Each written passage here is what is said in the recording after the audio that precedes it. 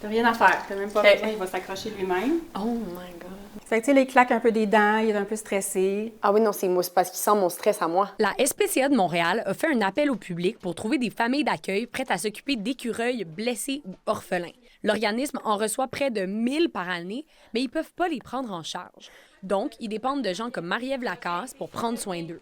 De tous les animaux que vous auriez pu vouloir sauver, vous avez choisi un peu les mal-aimés. C'est un animal comme un autre, là, dans le fond. C'est des animaux super grégaires, super gentils, qui aiment jouer, qui aiment les câlins. Les gens vont réagir avec surprise au début. Puis quand on en parle, et surtout quand les gens les voient, ça change la perception. Beaucoup de gens à Montréal vont vous dire, ils mangent mes tomates, ils rongent les fils électriques, mes poubelles sont à terre toutes les semaines.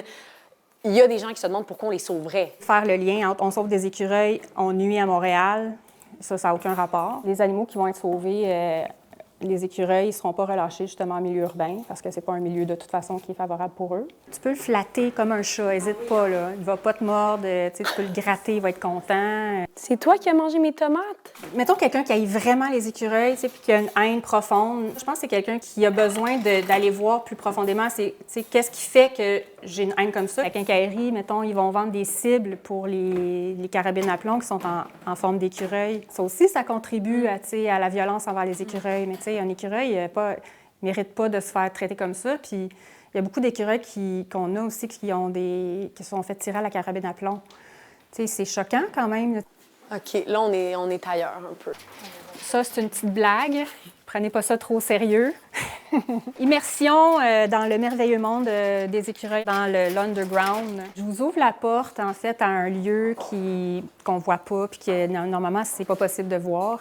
Donc, les gens qui ont le refuge ici, ils ont chacun une profession.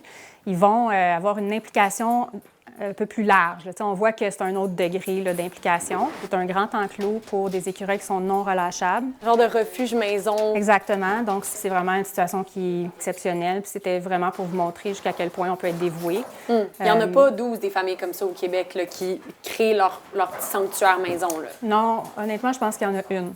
Puis on est là. Puis vous êtes là. On va voir s'il accepte de voir.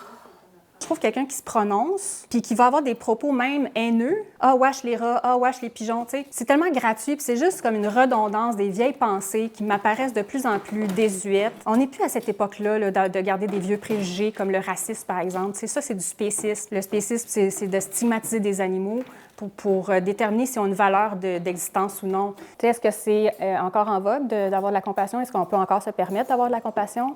Nous aussi sont effrénés, on n'a plus le temps de rien faire, on a de l'anxiété de performance, on fait de l'insomnie, on prend des antidépresseurs. Donc, sauver un animal, c'est une opportunité aussi de reconnecter à soi,